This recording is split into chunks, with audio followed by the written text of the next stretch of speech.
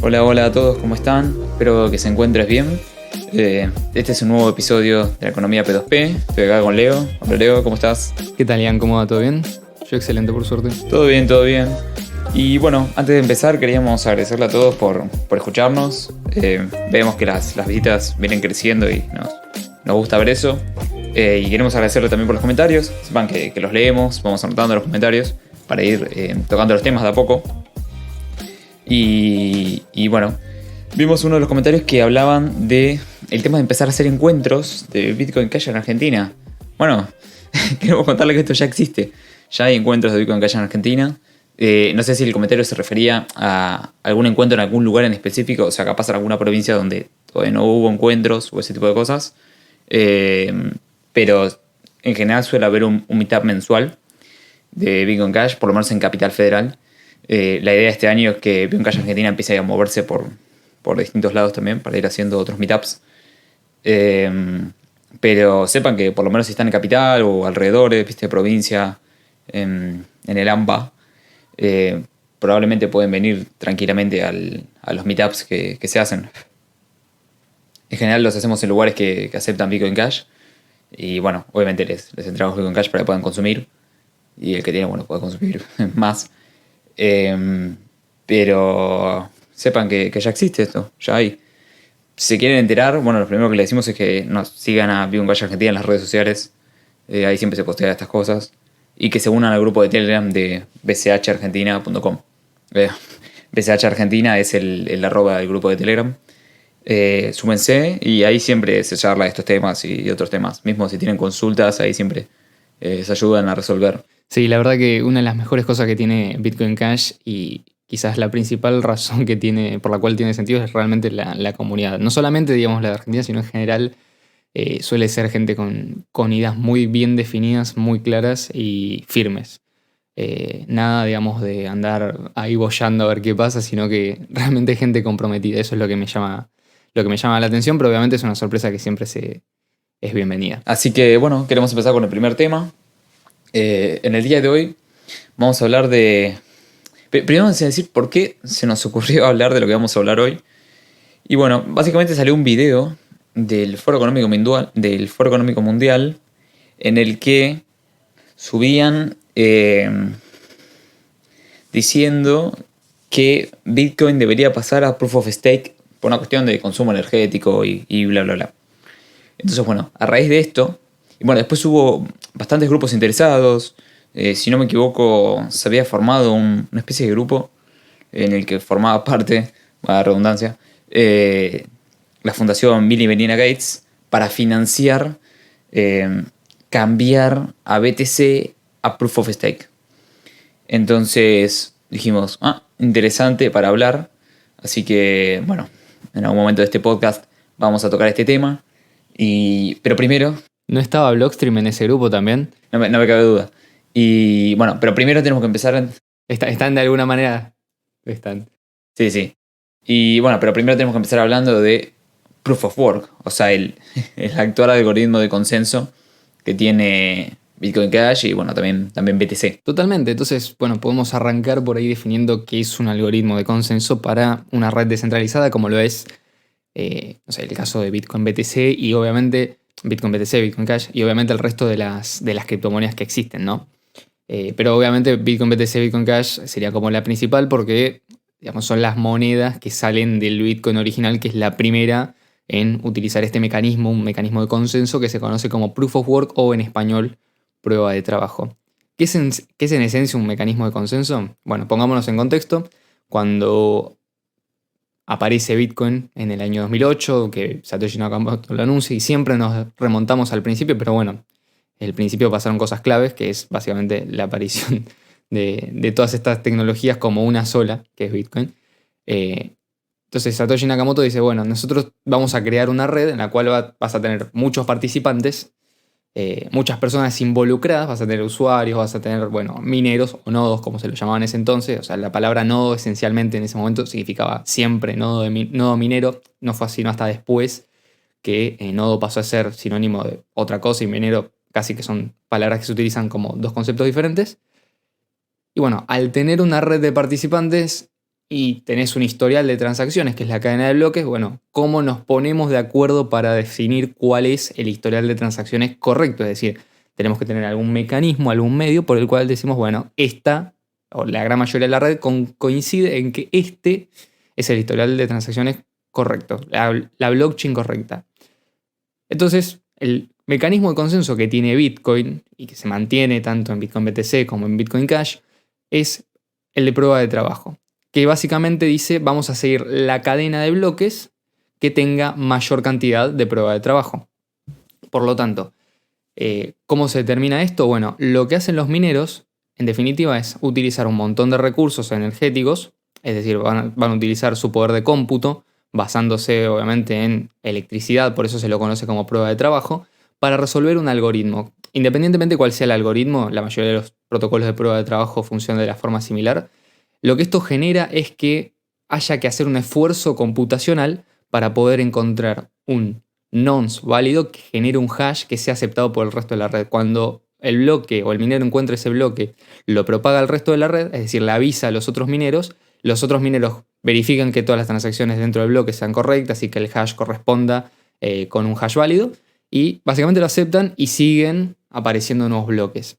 Así básicamente van construyendo encima de los bloques que consideran válidos. Si aparece, por ejemplo, una cadena más larga con más prueba de trabajo, bueno, entonces los mineros aceptan esa en vez de la que habían aceptado previamente. Entonces, siempre la red, digamos, mantiene el consenso de esa manera.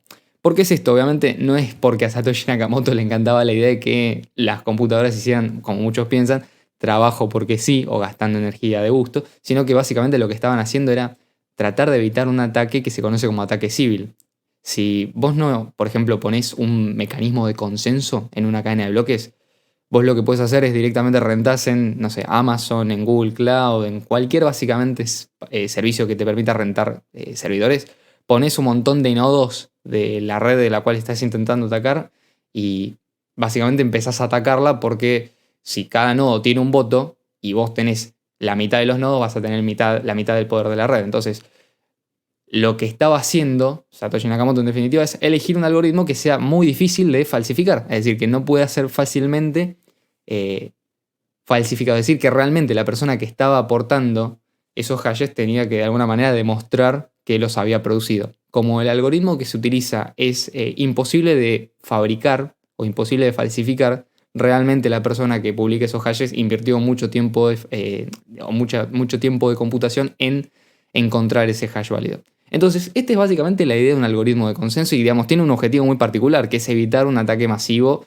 de spam o lo que sea, de spam en cuanto a nodos me refiero, o una censura en la red.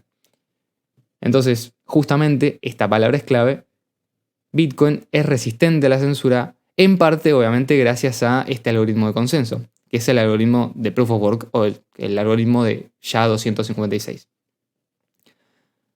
Por este motivo, si, por ejemplo, existen mineros maliciosos o, por ejemplo, mineros que son subcontratados por entidades maliciosas, la única forma de atacar a la red que tienen, por ejemplo, sería, no sé, minar bloques vacíos, con lo cual no entran nuevas transacciones. Pero para mantener ese ataque en el tiempo, tendrían que, por ejemplo, no sé, tener la mitad o más del poder de cómputo de la red, lo cual se convierte en muy caro muy rápidamente, porque realmente estás consumiendo muchos recursos para poder hacer ese ataque. Cosa que sería prácticamente hoy en día imposible. Si ya era difícil hacerlo cuando apareció Bitcoin, imaginémonos hoy en día donde el hash rate ya del algoritmo SHA-256 ya está creciendo de una forma casi que constantemente exponencial. ¿Por qué? Porque justamente la red va creciendo en seguridad a medida que se van descubriendo nuevas formas de hacer ese proceso más eficiente.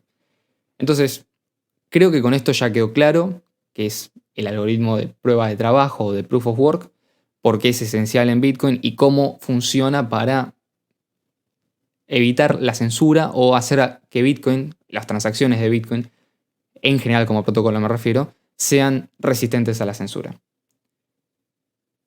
Entonces, básicamente tenemos estas características. Hasta acá, Ian, ¿querías mencionar algo?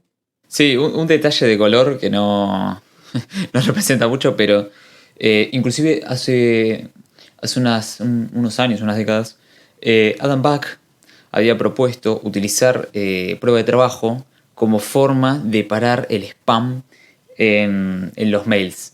Porque, bueno, hoy en día ya no pasa tanto, porque como vos usás, no sé, ProtonMail o Gmail o Hotmail o, o este tipo de servicios, ya hay como un filtro al spam, si se quiere. Y cada vez es más sofisticado. Pero en su momento, cuando esto no existía, y los mails eran un poquito más triviales, había infinidad de spam, porque tu correo no tenía casi filtro. Entonces te entraba cualquier cosa. Y lo que hacía la gente era spameaba las casillas de correo de otras personas. Entonces, Adam Back había propuesto utilizar prueba de trabajo para cada vez que mandes un mail necesites resolver una prueba de trabajo.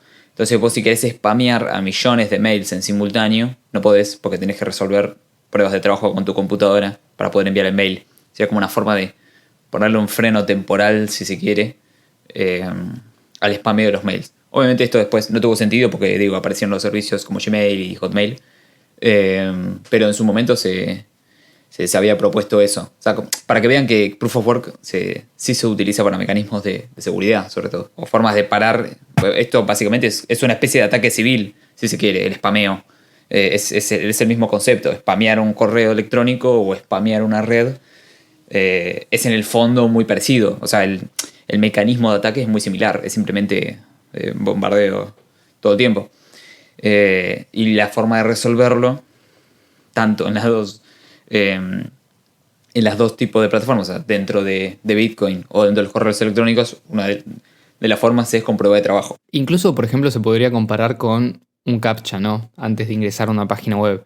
¿Qué pasa? En muchos sitios que utilizan estos servicios, ¿no? Que generalmente los subcontratan también, pero uno a veces tiene que completar un determinado CAPTCHA para poder ingresar a un sitio web. Bueno, esto es justamente una prueba de trabajo, es para diferenciar de un usuario legítimo de un bot.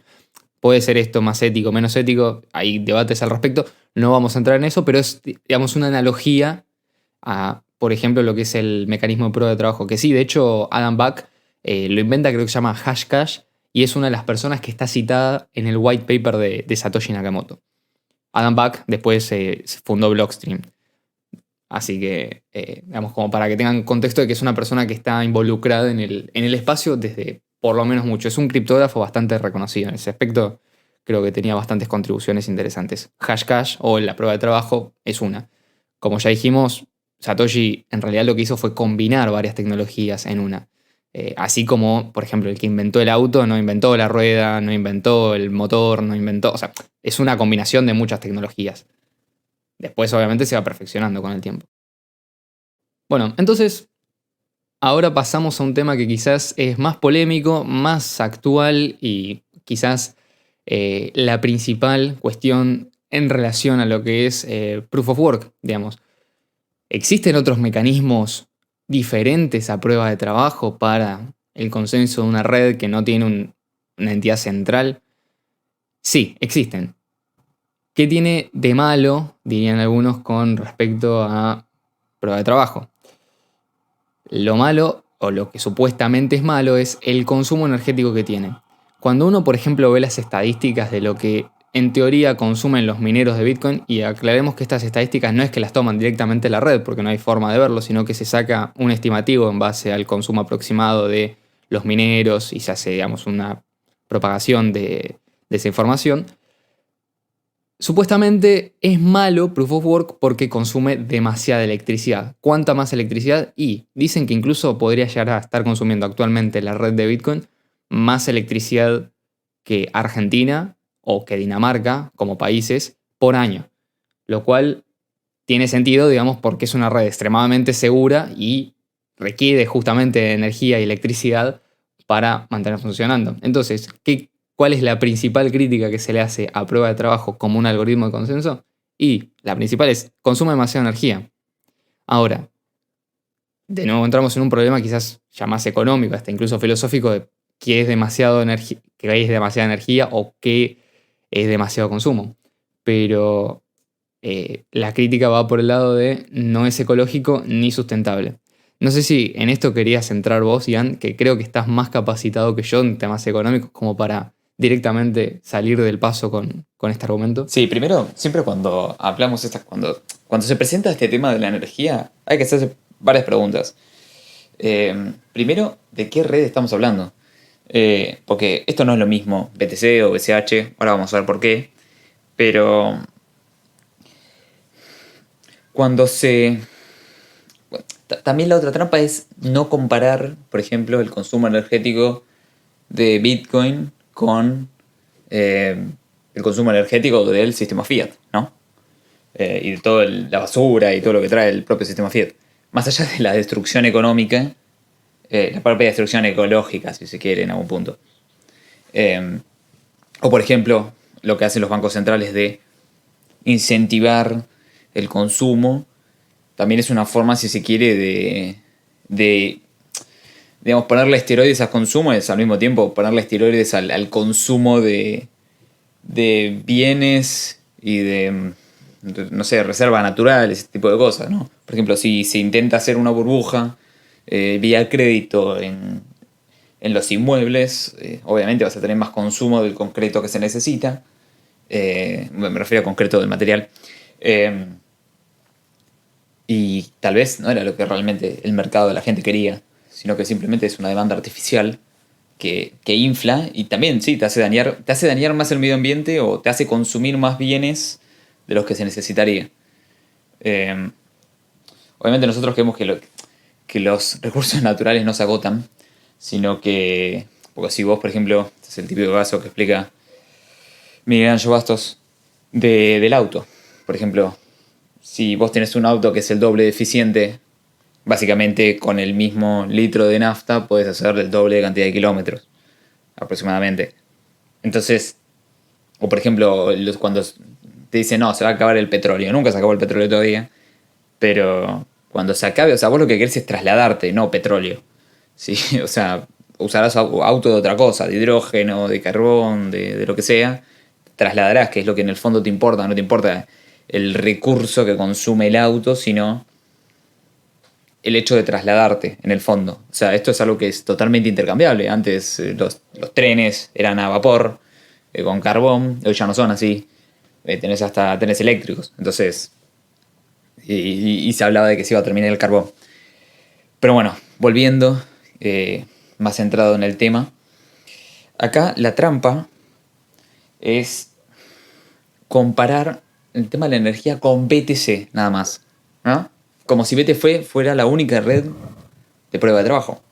Entonces lo que hacen es te dicen, no es todo el consumo energético que tiene BTC. Sí, es un montón, sí, es un montón. Pero lo que te hacen cuando te tiran la cuenta, te dicen tanto consume por transacción. Te dicen una transacción de BTC consume, no sé, las 10 casas promedio durante una semana, ¿viste? Te tiran números así. Entonces la trampa está acá en que lo que hacen es dividir la cantidad de consumo o la cantidad de demanda energética que tiene BTC dividido la cantidad de transacciones que tiene BTC. ¿Y cuántas son? 5, como mucho. O sea, hay una trampa ahí. Te dividen la cantidad de energía por 1 megabyte de bloque. Sí, 5 transacciones por segundo estamos hablando, ¿eh? Sí, No sí, 5 por segundo. No 5 total. Sí, sí, sí, Claro. 5 por segundo. Pero ¿qué te da? Que el consumo por transacción es muy alto. ¿Por qué? Porque le pones un límite a la cantidad de transacciones. Entonces la cuenta te da muy alta. Si vos, por ejemplo, subís el tamaño del bloque, como en el caso de BCH, o sea, BCH hoy tiene bloques de 32 megabytes. Es 32 veces más eficiente que BTC. Si tuviera el mismo hash power, sería 32 veces más eficiente. Si de repente tenemos bloques de 5 GB, va a ser 1000 veces más eficiente. Tenemos bloques de 1 terabyte. Bueno. Entonces, acá esa es una de las trampas, ¿viste? Se intenta como agarrar el peor ejemplo, que es el caso de BTC. O sea, te agarran al paralítico y te dicen, ve que no puede correr. No pueden correr. Y sí, si agarras al boludo del que tiene las muletas, obviamente que no vas a poder comparar nada porque estás agarrando el peor, digamos. Lo que importa acá es agarrar el mejor caso. O sea, el caso más eficiente, no el menos eficiente. Porque el menos eficiente, por algo es menos eficiente. O sea, básicamente le cortaron la cantidad de transacciones por segundo. En el caso de BCH no. Entonces, te cae el consumo por transacción. Inclusive, si vos lo mirás, Creo que esto está rankeado. La gente de BSB hizo esto. Y creo que hay otra página también de BCH. Si las encuentro después las tiro en la descripción o la tiro como un comentario dentro del podcast. Y ahí te muestra el consumo energético de BCH comparado, por ejemplo, con el de BTC. Y ahí vas a ver que obviamente es... Creo que la página se llamaba... Sí, creo que la página se llamaba Coin Carbon Cap, una cosa así. No estoy seguro. Igualmente vamos a dejar el enlace en la descripción del video, así la gente, o la descripción del podcast, dependiendo de dónde nos escuchen, así ya, digamos, pueden ir y chequearlo, y justamente da que en términos energéticos es mucho más eficiente una transacción de Bitcoin Cash o incluso de BSB, ¿no? ¿Por qué no decirlo? Que una transacción de BTC, donde vos tenés un cepo a la cantidad máxima de transacciones que puede haber por segundo en la red. Exactamente. Bueno, en el de BSB capaz hay a veces una trampita, ¿viste? Porque ellos como en el bloque te dejan subir, no sé, un discurso de Fidel Castro de 8 horas, ¿viste? Te dejan subir contenido multimedia o te dejan subir imágenes, sí, claro. sea, Vos podés tener, por ejemplo, en un bloque de 1 GB, podés tener 9 GB de fotos y 1 GB de transacciones. Entonces, en algún punto no es tan eficiente a nivel transacciones. Como en el caso de BCH, lo que se busca es que se llenen de transacciones y no de cualquier cosa la propia blockchain, o sea, que se llene de actividad económica. Es más eficiente en ese sentido. Pero sí, es cierto que bueno, también los bloques de BTC de BCB podrían entrar solamente transacciones. Pero bueno, no es lo que pasa. Entonces, esta es una mentira clásica que hacen y nunca hablan, ¿viste? O sea, nunca te dicen la solución al problema energético de BTC es subir el tamaño de bloques para que haya más transacciones, básicamente. No, eso no se habla. También, otra de las críticas que se hace es que la minería, ¿viste? No es democrática. Porque solamente lo pueden usar la gente que tiene equipos especializados, o sea, ASIC, que son los equipos que se utilizan para la minería. Y en general esta crítica suele venir de espacios como Monero y este tipo de monedas que son prueba de trabajo, pero con otros algoritmos distintos anti-ASICs, que son los que usan en el caso de BTC. No sé, Liz, si querés comentar algo de esto también. Sí, un ASIC que, a ver, vamos un poco a hacer historia de nuevo. ¿Cómo se minaba originalmente Bitcoin? ¿No? Con prueba de trabajo. Bueno, uno podía utilizar la CPU de la computadora que tenía. Si tenías una notebook o una computadora que no estuvieras usando, te estoy hablando del año 2010 o 2011, quizás ya no tanto, 2009, 2010, podías, por ejemplo, poner esa computadora a minar Bitcoin y iba a ser rentable. En el sentido de que sí, ibas a gastar un poco de electricidad, pero la demanda, como eran pocos usuarios y como era poca gente que estaba minando en ese momento, la dificultad no era alta, entonces podías minar eficientemente utilizando una CPU. Después la gente se dio cuenta de que podías configurar una GPU, es decir, tarjetas de video o placas de video, placas gráficas, para minar ese mismo algoritmo y eran de hecho mucho más eficientes. Es decir, sacabas mucha más cantidad de hashes por segundo que con una CPU. Entonces, bueno, ¿qué pasó? Cuando la gente se puso a minar con GPUs, aumentó la cantidad de hashes, aumentó la frecuencia de minado de los bloques, el algoritmo de dificultad ajustó la dificultad de forma automática en la red y entonces de golpe, bueno, ya no era tan eficiente minar con CPU. Entonces toda la gente que estaba minando con CPU dejó de minar con CPU y se pasó a minar con GPU si quería seguir minando. O directamente los que no podían utilizar una GPU para minería o no les resultaba rentable simplemente dejaban de minar. Después hubo un paso intermedio también, pero ahora lo que se utiliza, digamos, este proceso continuo, lo que se utilizan son los que se conocen como ASIC. ASIC en inglés significa circuito integrado de aplicación específica. En definitiva, lo que son aparatos que lo único que hacen son computadoras. Ponele.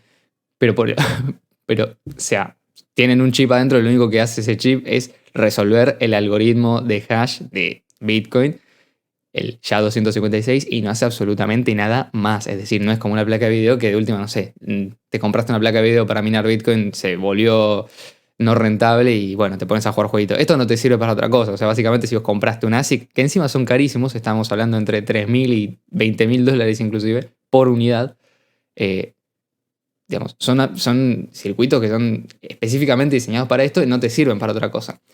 Pero, ¿qué ventaja tienen? ¿Por qué la gente gastaría tanto? Son extremadamente eficientes, sacan terahashes por segundo, es decir, una cantidad enorme de hashes por segundo mucho más rápido que cualquier CPU o incluso que cualquier GPU.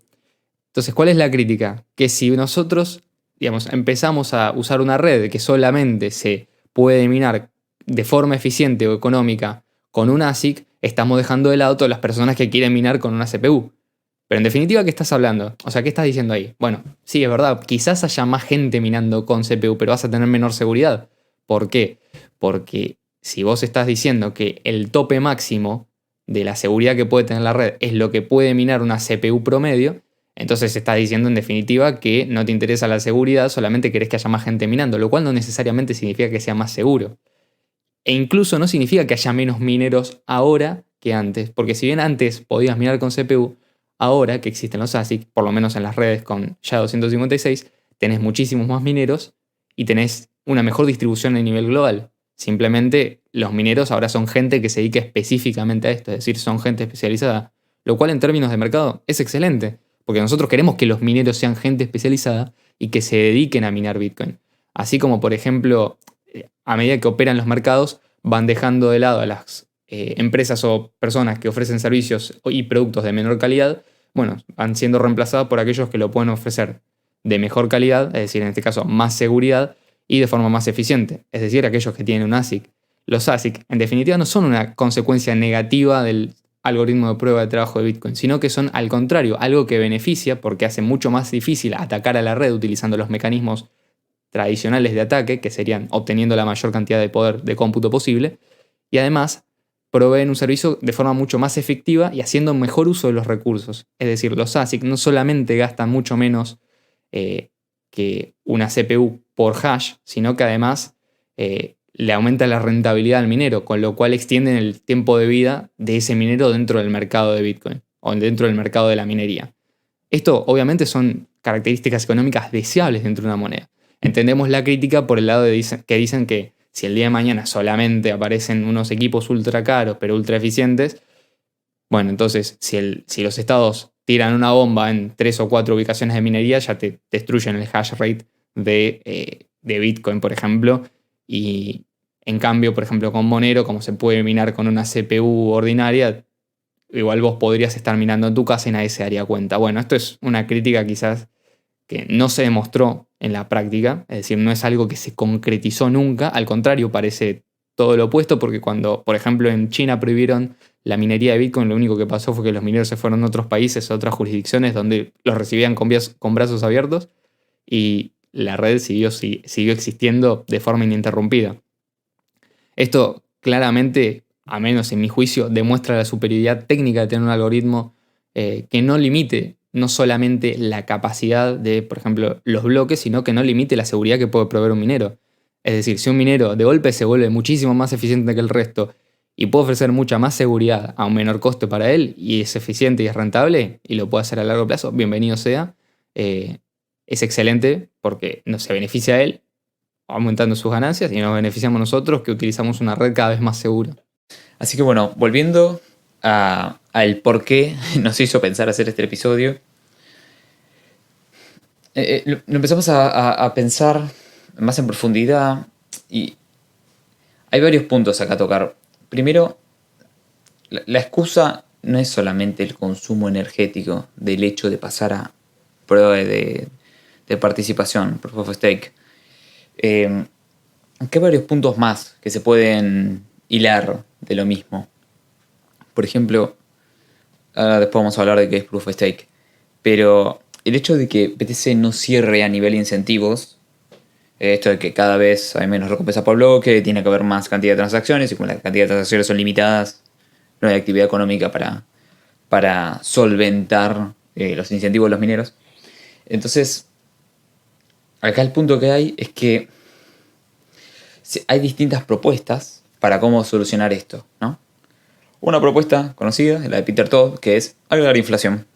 Simplemente agregar, creo que había dicho un 0,1% o un 1% de inflación anual en BTC para dar incentivo a los mineros, ¿no? Pues como si tenés una cantidad de transacciones limitadas y van a tener que vivir de las transacciones, hay problemita ahí. Y si hay tarifas altas, bueno, la red simplemente la van a usar la gente que la pueda pagar, todo el resto a servicios custodiales. porque siempre, viste, está la excusa de, pero vos en Lightning podés no tener custodia. Sí, para no tener custodia en Lightning tenés que abrir un canal de pago, para eso tenés que pagar una transacción on-chain, para abrirlo y para cerrarlo. Sí, ponele que lo puedes pagar hoy, pero de acá a 5 años va a poder ser así. O sea, digamos, o sea, seamos realistas. Suponete que igual pagás una tarifa de una transacción de BTC que ya es más cara que en BCH, independientemente si pagas la mínima. Suponete que la pagás de última, si querés usar Lightning Network, sí, hoy capaz que lo puedes hacer, entre comillas, sin custodia con tu propio nodo, pero el día de mañana no sabes si va a poder ser así. Es decir, no hay garantías de que eso se mantenga a largo plazo. Lo más probable es que, si los querés seguir usando, vayas a un servicio custodial o directamente te obligue, digamos, la necesidad económica. No todo el mundo se va a poder costear su propio nodo. Exactamente, lo que te plantean ellos es, no, bueno, BTC no es un peer-to-peer electronic cash system, es un sistema electrónico de asentamiento de pagos. Entonces, acá no hay actividad económica, cero. Lo que hay es asentamiento de los pagos y la actividad económica se da en otras cadenas como, no sé, la Lightning Network y bla, bla, bla. Bueno, ya sabemos que esto empuja la custodia, obviamente, porque tarifas altas igual custodia, y tarifas bajas igual poco incentivo. Entonces, una de las propuestas era, volvemos, implementar inflación dentro de BTC para solucionar esto. En el caso de BCH no tenés este problema porque a medida que, o sea, como se quiere agrandar siempre el tamaño de bloque, para que esté siempre por arriba de la cantidad demandada de transacciones, el chiste es que toda la actividad económica se dé en la cadena de bloques. Entonces, todos los incentivos que se da por la cadena de bloques, o sea, todas las transacciones que pagan tarifas que son muy bajas dentro de la cadena de bloques van para los mineros. Entonces, digamos que la seguridad y la adopción van de la mano y el precio, ¿no? O sea, todo va coordinado por medio del sistema de incentivos. Lo que se hizo en BTC se rompió esto, o sea, se rompió el precio de la seguridad, de la adopción, está todo disperso, porque rompieron el sistema de incentivos limitando la escalabilidad de la red y la cantidad de transacciones que puede procesar la red. Entonces, la primera era poner inflación, pero ahora parece que hay otra, que es pasar a prueba de participación. ¿Por qué prueba de participación? Bueno, porque tema energético, bla, bla, bla. Y después, lo que habla esta gente es de... Obviamente esto no lo sabemos, pero probablemente muchos de los que proponen esto ya están parados fuertemente en BTC. O sea, en prueba de participación, básicamente el que tiene más monedas sería como el equivalente al que tiene más poder de cómputo en prueba de trabajo. Entonces, bueno, probablemente los muchachos como Tether o USDT que se dedican a imprimir para comprar BTC estén interesados en que BTC pase a ser prueba de trabajo. ¿Por qué? Porque lo que tienen guardado de BTC va a ser el equivalente, a prueba de participación, va a ser el equivalente a el poder de cómputo. Entonces van a tener poder dentro de la red. Y de paso esto de alguna forma te solventa el tema de la minería, porque digamos que un nodo en Proof of Stake, sí es cierto, es mucho más liviano. O sea, es simplemente un nodo servidor, no un nodo con poder de cómputo, que está atrás de mantener, si quiere, la seguridad de la red. O sea, es cierto que consume mucha menos energía, sí, pero también es más inseguro, sí. Después, si quieren, les podemos dedicar un capítulo específicamente a Proof of Stake, pero... Sí, igualmente estaría bueno explicar un poco cómo funciona para que se pueda entender bien a qué se refiere con esto de participación o digamos, cómo validan, digamos, por qué no es vulnerable o no es, digamos, es un mecanismo que ya se utiliza en algunas cadenas. Básicamente se llama prueba de participación porque no se utiliza poder de cómputo como en, por ejemplo, prueba de trabajo para encontrar la solución a un problema matemático y publicar el resultado para así poder generar un nuevo bloque. Acá lo que se hace es, obviamente, al no hacer esto, digamos, sí, se podría decir que es más eficiente energéticamente, pero yo creo que sería eficiente si proveyera el mismo nivel de seguridad de forma comparable y la característica de resistencia a la censura. Si no provee eso, entonces no podemos decir que es más eficiente porque no es el mismo servicio, es otro distinto. Es decir, nadie compararía, por ejemplo, la eficiencia energética de una heladera con la eficiencia energética de un auto. Son dos cosas completamente diferentes. O sea, no puedes decir, sí, el auto consume más que la heladera, pero no funcionan igual. Entonces, sería algo parecido. Si no proveen el mismo servicio, es decir, la misma seguridad y la misma resistencia a la censura, no son comparables. Por lo tanto, ¿cómo reemplaza prueba de participación o proof of stake a Proof of Work. Bueno, la diferencia es, vos, como dijiste, Ian, no tenés un nodo de, por ejemplo, minero. Lo que son nodos validadores, se los conoce, en este caso creo que sí, se los llama validadores en la mayoría de las implementaciones. Lo que hace esta persona es pone monedas previamente emitidas, es decir, acá ya empezás a tener un problema de cómo se emiten esas primeras monedas, pero supongamos que en el caso de BTC no importa porque ya tenés una emisión previa. Lo que vos haces es poner monedas en stake. Entonces, digamos, como que comprometés esas monedas. Y vos lo que haces es, a partir de ese momento te convertís en un validador, te llegan nuevas transacciones y vos las vas tratando de incluir en un nuevo bloque. Creo que hay un algoritmo de selección que elige a un validador de forma pseudo aleatoria, o no sé exactamente cómo funciona esa parte, pero el principio es, los validadores son los que publican ahora los bloques. ¿Qué pasa? Por ejemplo, si un validador publica un bloque que está mal, bueno, no solamente que no es aceptado, sino que además pierde el derecho a tener de vuelta las monedas que puso en staking, que puso en prueba de participación, con lo cual las pierde directamente. Es decir, tiene un incentivo económico, ¿no?, para no publicar bloques inválidos o transacciones inválidas. Entonces, este sería como un poco el mecanismo de consenso, que en principio puede parecer bastante elegante porque dice, bueno, está bien, al final nadie va a poder estafar a nadie porque si intentan estafarlo, el que pierde es uno. Pero, digamos, tiene una contraparte bastante oscura. ¿Querés entrar en eso, Ian, o querías decir algo más? Sí, mira, la idea no es tocar súper a profundidad, pero parte de los puntos principales puede ser, primero, que en general, o sea, si vos empezás una cadena que es sí o sí proof of stake, tenés que hacer preminado, sí o sí, porque si no, ¿quién hace el primer stake? O sea, ¿quién bloquea para poder validar? Entonces lo que hacen muchas de estas cadenas son claro, no existen las monedas. Exactamente, como tenés en el caso de Cardano, que se minó al 30-40%, se preminó. Avalanche el 50%, Solana el 70%, tenés un preminado para poder empezar a validar. Otra es que obviamente el que más monedas tiene es el que más poder de validación tiene. Porque lo que pasa, por ejemplo, en el caso de prueba de trabajo es que si se quiere el hecho de tener la moneda, vos, o sea, ser alguien que ahorra en esta moneda, está separado del que provee la seguridad. En este caso lo que hacen es lo asocian, o sea, unen al holder con el que hace seguridad en la red, que valida las transacciones.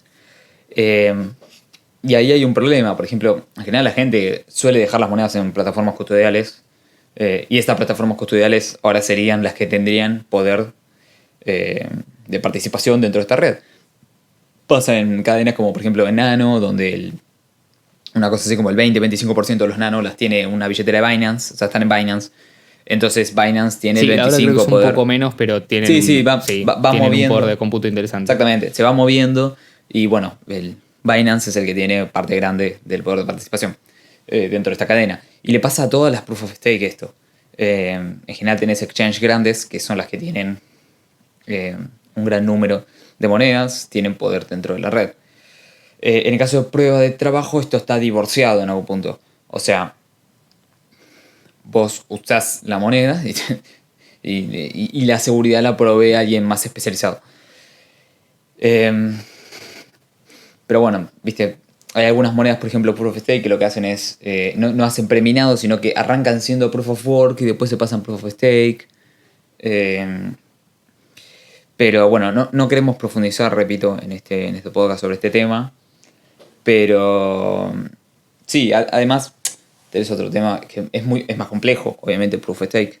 Y también el tema de los slashing, o sea, estos castigos por mal comportamiento, también es complicado, ¿no? O sea, ¿hasta qué punto? O sea, si tu nodo se desconecta el 60% del tiempo, ¿qué? ¿Le vas a sacar cuántas monedas? ¿Cuánto porcentaje? O sea, ya empezamos con números arbitrarios, ¿viste?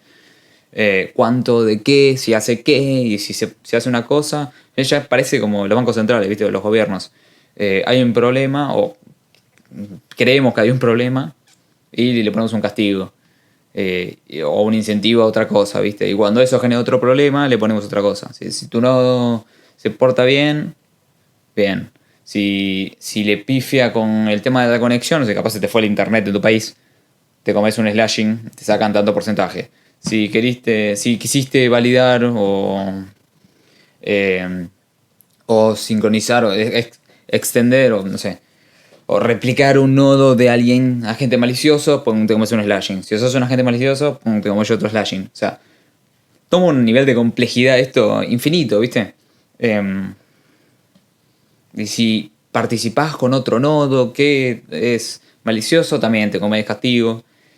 Aunque no lo sepas, ¿viste? Digo, va tomando niveles de complejidad. Lo vamos a tocar en otro episodio específicamente. Pero yo creo que, volviendo a lo del tema del Foro Económico Mundial, cuando buscan hacer este cambio de Bitcoin a Proof of Stake, al mismo tiempo se intenta solucionar esto del problema de los incentivos.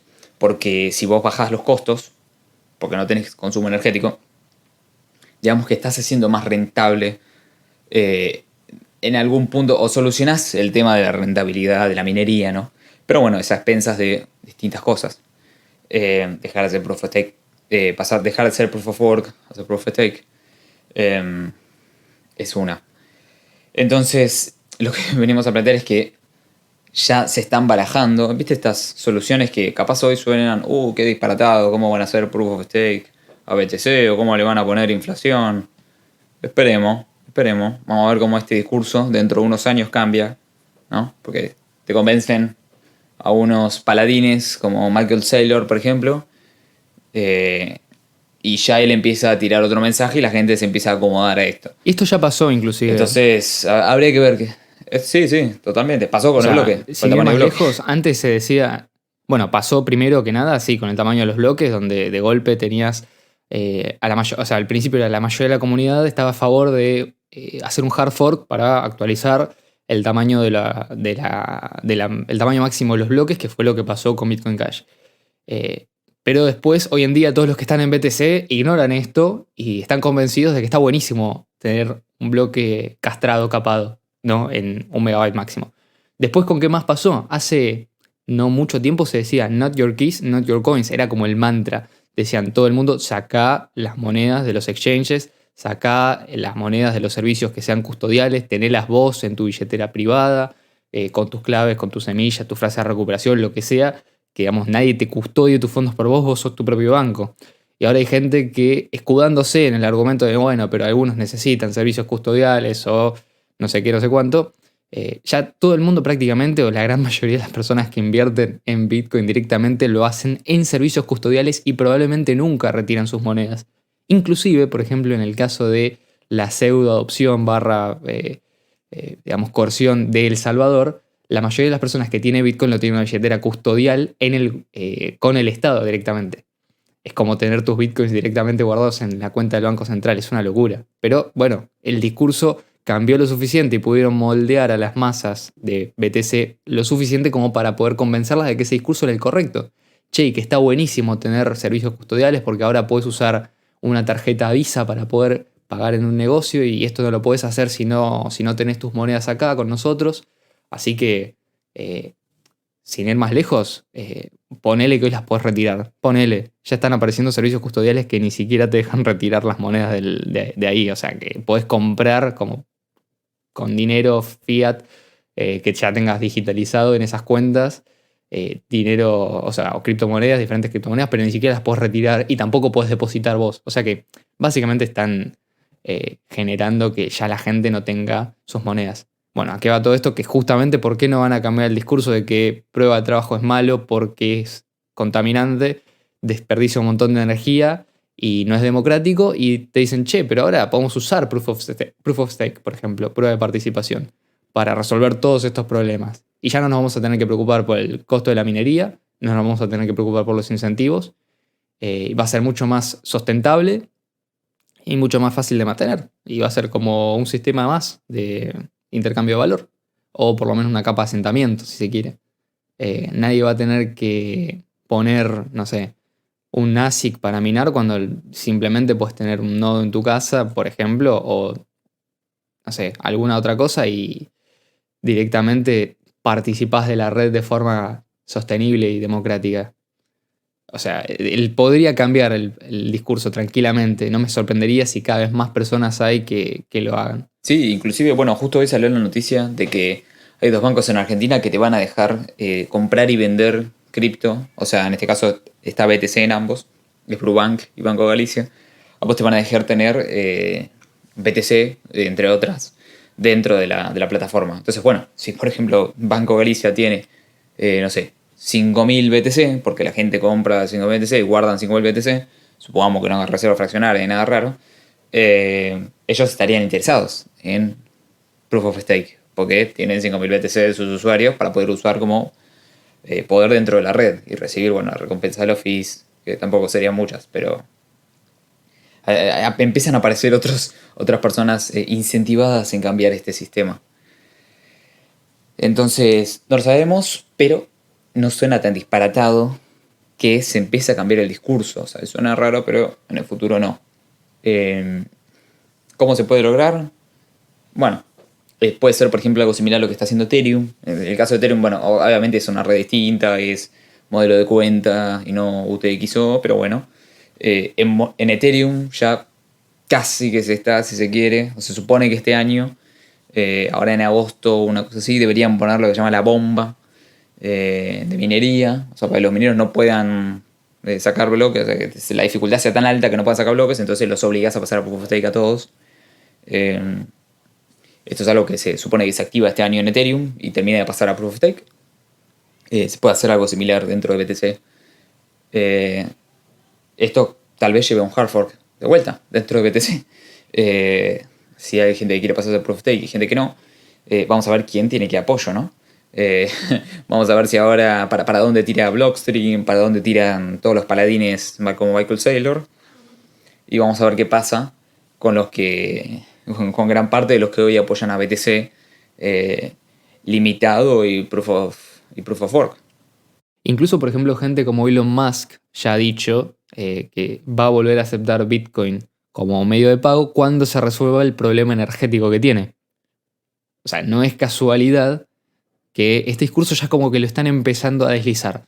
Ya vimos que durante prácticamente todo el año pasado y incluso el año anterior ya se empezaba a hablar del consumo energético como algo negativo. Entonces, si te dicen, che, lo que podemos hacer es mantener Bitcoin y encima le solucionamos este supuesto problema, comillas, comillas, lo que vas a terminar teniendo es que un montón de estas personas que son como influencers de Bitcoin, como bien decía Michael Saylor, Elon Musk, o los que sean, incluso hasta quizás Blockstream, mira lo que me atrevo a decir,